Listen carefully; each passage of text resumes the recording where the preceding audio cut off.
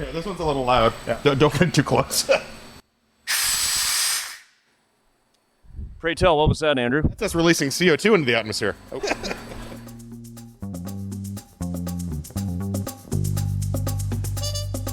Hey, Sarah. Hey, Ed. Where are we, Sarah? We are at Annex Ale, and we are learning about how our beer, Energy versus Climate, is being brewed.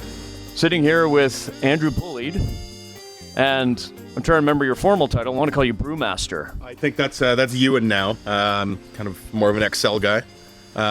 Just founder with Eric O'Gorman, my partner.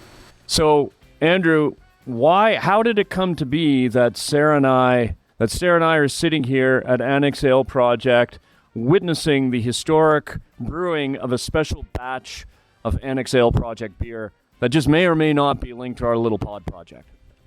As I recall, we were getting tweets directly from Sarah about a live taping of a Energy versus Climate podcast where someone may have been imbibing on an Annex beer called Easy Answers, which I suppose maybe the name found the name to be particularly poignant and applicable to what you happened to be talking about that day. So, yeah, I believe the conversation went in a direction that said we would love to work together in a way that no way financially benefits the podcast. We're here for the lucre, to be clear.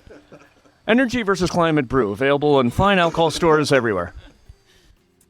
Just to line up with one of our sustainability initiatives that we try to found our company on and something that's important to us, we decided to explore a brewing concept that we would be able to see how to maximize beer output for the minimum amount of energy that we could do within the confines of our facility. So we challenged our brewers to do what we call a high gravity brew, which is essentially going to enable us to make 25% more beer for the same energy, which I suppose falls in line with exactly what the podcast discusses. So that begs the question, what the heck is a high gravity brew? And when has it been used? Do others use it? Is that specific to you guys? High gravity brewing is what many craft brewers would find to be somewhat of a deplorable large industry practice. And it's the process of making a very strong beer and diluting it later on in the process. But we decided that we may be able to compromise some of our integrity in the name of sustainability and see just what we could do on our facility. We make a strong beer and we're going to dilute it down with water later on in the process. So we're boiling less and cooling less and using less energy to make more beer.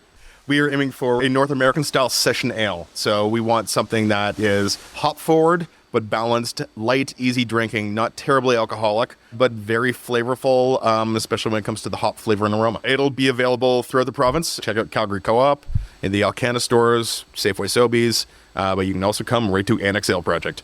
I believe we're releasing this February 8th. It'll start rolling out throughout the province at that point, and I'm sure it will sell out almost immediately. I definitely plan on going to the beer stores and getting the beer and being like, this is for my podcast. All right, Ewan, tell us about the beer brewing process. My name is Ewan Muir. I'm the head brewer at Annex Ale Project. The beer brewing process is a very elaborate way of basically gaining sugars from raw grains into a size of sugar that yeast can convert into alcohol in liquid form. That's the very basic recipe for what we do here. In our specific instance, we have the two vessel system here. The vessel here, we call it a mash tun, and the vessel behind you there is called the boil kettle. So in this vessel here, the mash tun, if you want to open this lid, we can have a look at what we're doing. We're essentially combining raw grains with hot water, and we're reenacting steeping. So we're opening up the grains so that the sugars and the enzymes within them act upon each other, and then we'll extract basically what we call wort, sugary liquid from the grains, leave the grains where they are, and move that wort into the kettle here. Once we fill that kettle, we start boiling, as the name suggests. Throughout this process, we'll also add hops, which is where bitterness comes into the game. And once we've sterilized it, which is the original intention of a boil, sterilizing, but now we do it for flavor and color and a number of other things.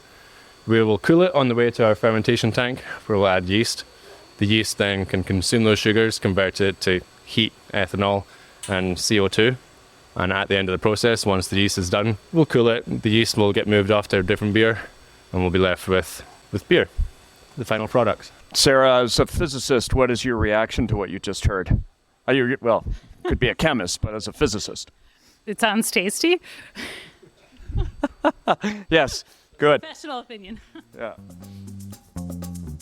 Future Sarah here, just jumping in to add a little bit more context. I think this is such a great classic example of energy efficiency when it works well. It's an example where you're able to get the same final product out of the process, in this case, a can of, tasty energy versus climate beer, but you're using less energy in the parts of the process that aren't necessarily contributing directly to the output. And so in this case, it's really about using less water overall, having a more concentrated solution. And so that the heating and cooling that takes a lot of the energy, as we'll hear, is just done on a smaller amount of water without changing the product itself. And so the energy that you're kind of avoiding using is energy that doesn't necessarily go towards helping you with that final output. So, Ewan, can you tell us what's going on?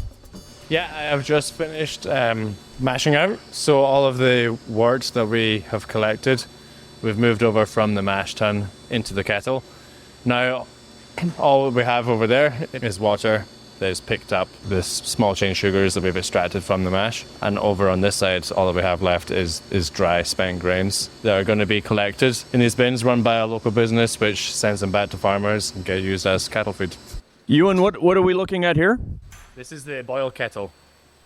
Can we actually peek inside the boil kettle? But if we look inside, I'm not going to boil my face off, am I? Well, that's not the plan.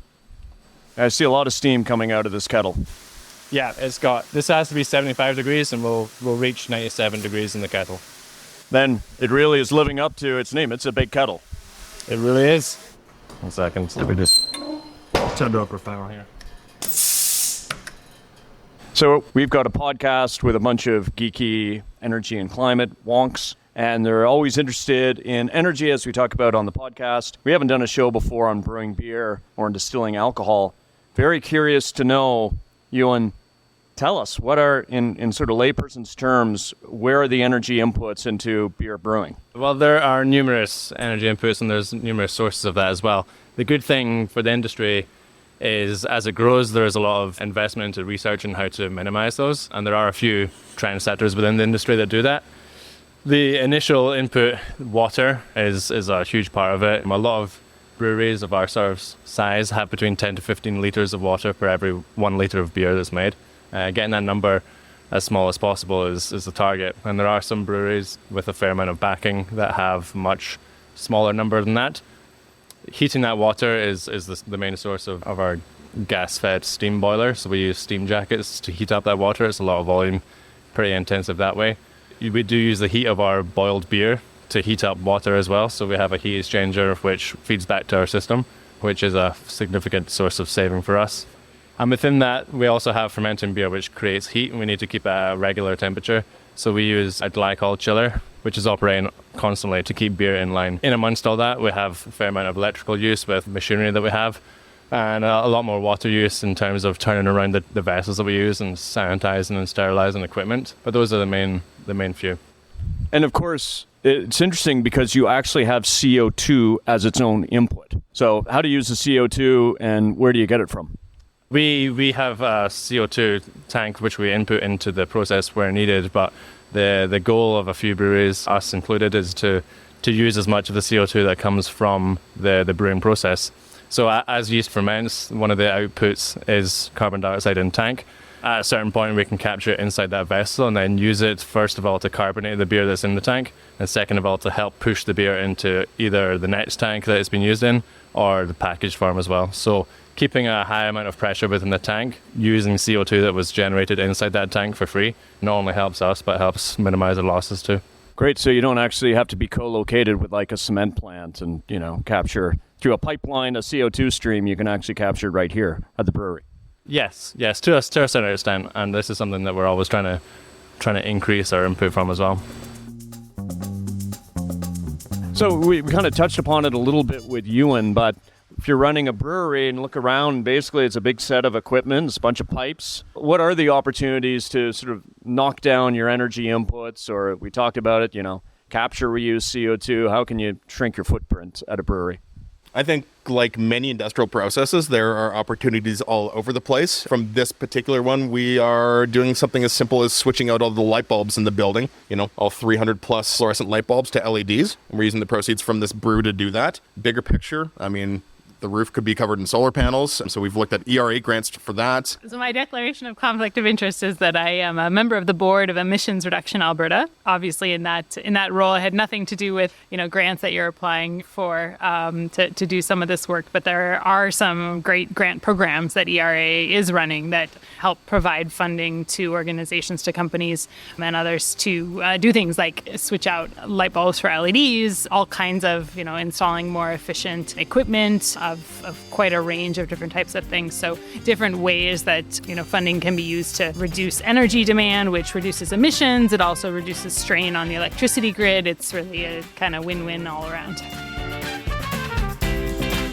And that's our behind-the-scenes tour of how Annex Ale's Energy versus Climate Session Ale is made. Working with them was a win-win for us at EvC, and we want to thank Andrew, Ewan, Erica, and everyone else at Annex for suggesting this partnership. Also, a big thank you to our producer, Eva Voinigescu, for pulling this episode together. And for everybody hungry for more energy versus climate content, stay tuned for the return of Season 4 in early March with an episode about community supports and the energy transition with Dore Venno. Until then, cheers.